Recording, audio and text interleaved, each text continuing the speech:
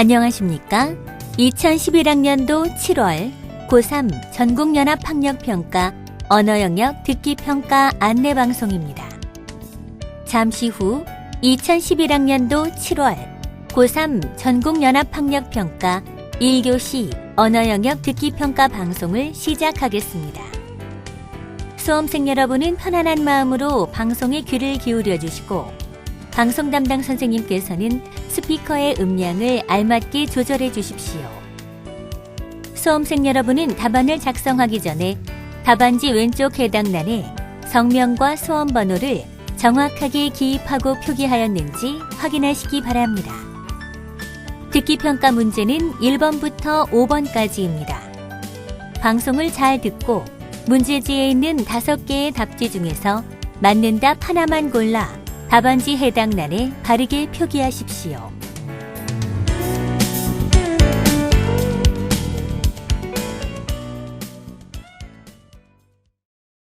그러면 지금부터 1교시 언어영역 듣기평가를 시작하겠습니다. 1번부터 5번 문제까지 방송을 잘 듣고 물음에 답하시기 바랍니다. 듣는 내용은 한 번만 방송됩니다. 1번. 이제 교양 강좌의 일부를 들려드립니다. 잘 듣고 물음에 답하십시오. 수강생 여러분 안녕하세요. 갑골 문자의 이해 그 두 번째 시간입니다. 오늘은 사람의 형상에서 파생된 글자들을 배워보도록 하겠습니다. 글자들을 이해할 때는 신체의 형태와 위치를 잘 관찰할 필요가 있습니다. 먼저 기본 글자로 자료 1의 맨 왼쪽에 있는 큰 대를 볼까요? 족장이나 왕이 두 팔과 두 다리를 벌리고 서 있는 형상이죠. 이는 그 족장이나 왕의 위엄을 상징합니다. 두 번째는 설립입니다. 큰 대 아래 부분에 땅을 나타내는 가로획을 하나 그어서 왕 앞에 서서 명령을 기다리는 모습을 형상화했습니다. 그 다음은 형형입니다. 앞에 두 글자와는 다르게 무릎을 꿇고 있고 머리를 크게 표현했네요. 아무래도 나이 어린 동생들보다는 형이 머리가 컸겠죠. 자, 그럼 나눠드린 자료 2를 보시고 제가 지금부터 설명하는 하늘 천자를 여러분들이 직접 찾아보시겠습니까? 자, 여러분 머릿속에 하늘을 한번 그려봅시다. 고개를 들어 위를 쳐다보았을 때 하늘은 네모 모양으로 보였을 것입니다. 그래서 옛사람들은 사람이 서 있는 형상 위에 네모난 하늘을 그려 넣었습니다. 그것이 하늘입니다.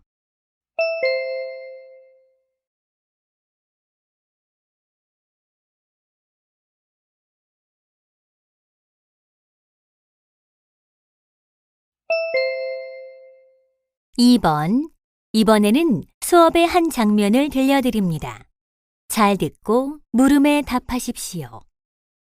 선생님, 타고 다니는 버스를 버스라고 발음하면서 표기할 때는 버스라고 하는 이유가 뭐예요? 아, 그건 외래어 표기법 때문에 그렇단다. 외래어 표기법이요? 그래, 외래어를 한국어로 적는 방법에 관한 규정이야. 외래어는 외국에서 들어온 말이지. 하지만 이제는 우리가 실제 언어 생활에서 많이 쓰기 때문에 거의 우리말이 됐다고 봐야지. 그럼 선생님, 외래어가 이젠 국어의 일부라는 말씀이신가요? 그렇지. 그래서 외래어를 외국어라고 생각해서 자기 마음대로 표기하면 안 되는 거야. 아, 그렇군요. 그럼 외래어를 우리 한글로 표기하는데 꼭 지켜야 할 것들에는 어떤 것들이 있을까요? 그래, 설명해 줄 테니 잘 들어보렴. 우선 남는 소리는 적지 않는다는 게 있단다. 무슨 말인가 하면 어차피 소리가 똑같다면 간편하게 적자는 거지. 예를 들어 발음이 같다면 굳이 복잡한 이중모음 대신 간편한 단모음을 쓰자는 거야.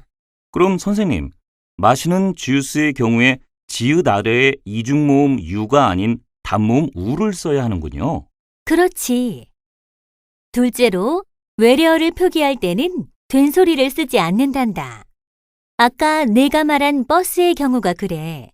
된소리인 쌍비읍을 쓰지 않고 비읍을 쓰는 게 이 이유 때문이야. 아, 그렇군요. 선생님, 이제 왜 버스를 버스라고 표기해야 하는지 알았어요. 셋째로 중장모음도 인정하지 않는단다. 설령 모음이 길게 소리가 나더라도 한글로 표기할 때는 줄여서 적어야 해. 배를 나타내는 보트의 경우 보트라고 길게 발음하지만 표기할 때는 보트라고 짧게 표기해야 하는 거야. 마지막으로 받침에 키읔, 티읕, 피읍을 쓰지 않는단다. 커피숍의 경우 피읍 받침이 아닌 비읍 받침을 써야 하는 거지. 아, 그렇군요. 선생님, 이제 좀 알 것 같아요. 고맙습니다. 그래. 이상의 4가지 규칙만 잘 지켜도 외래어를 한글로 표기할 때 많은 도움을 받을 수 있단다.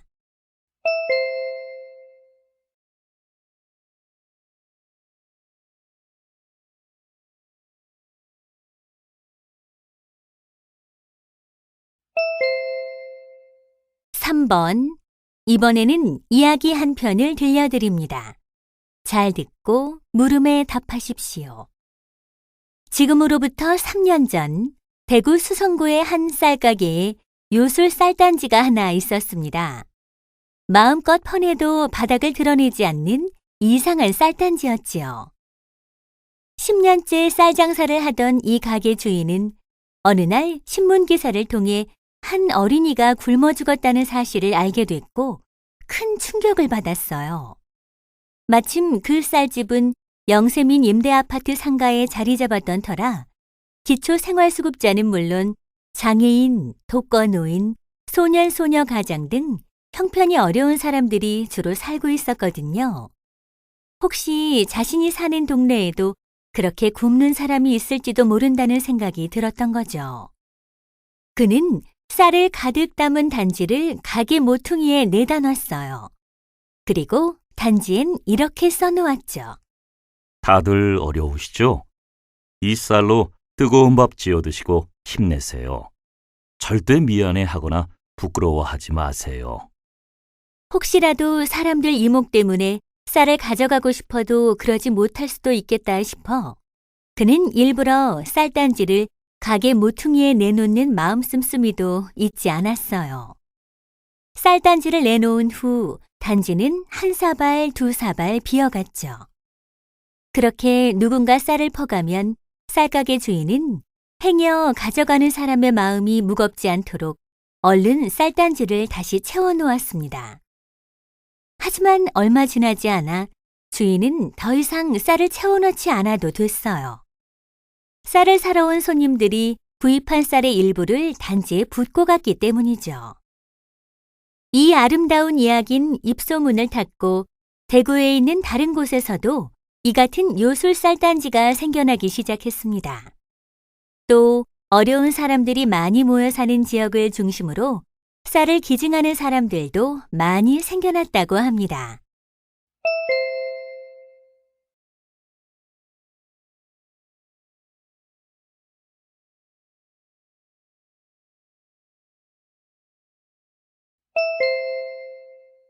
(4번과 5번) 이번에는 칭찬에 관한 대담의 일부를 들려드립니다. 잘 듣고 4번과 5번 두 물음에 답하십시오.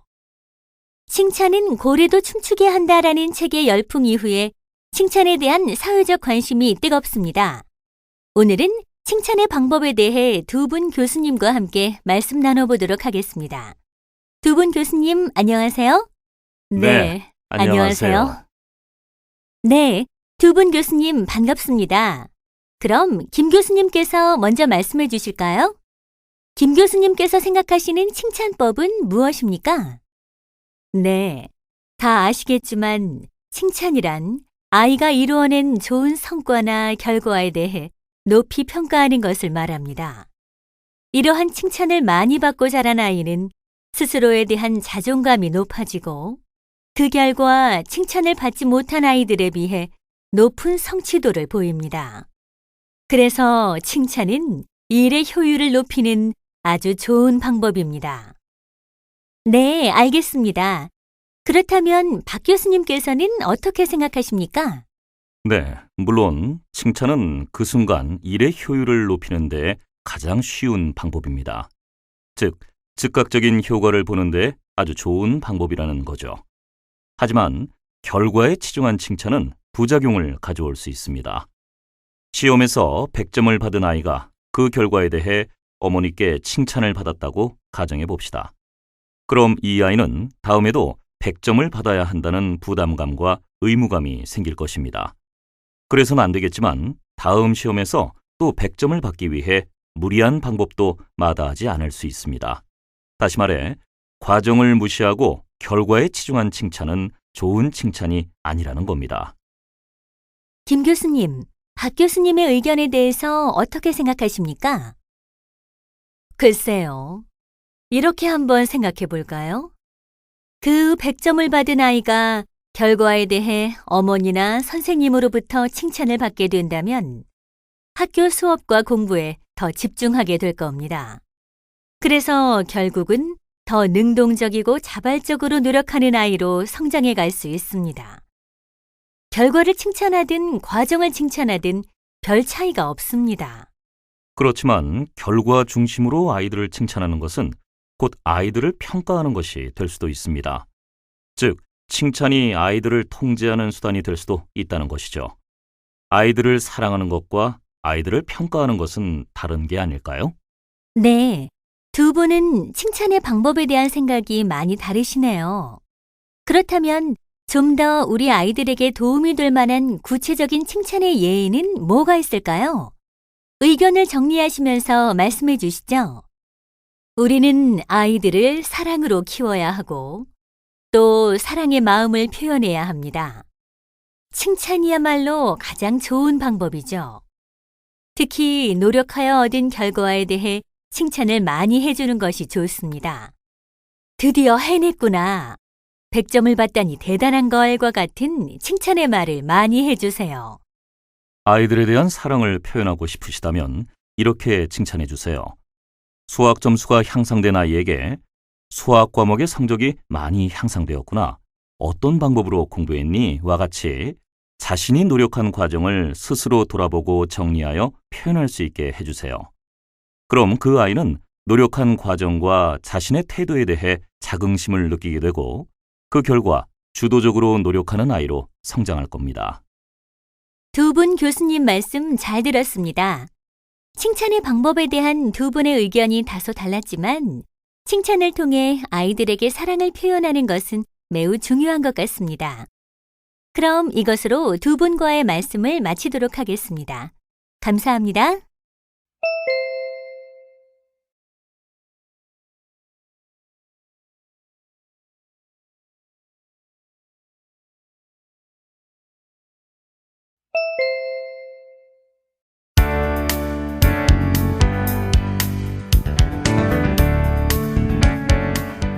이제 듣기 평가 문제가 끝났습니다.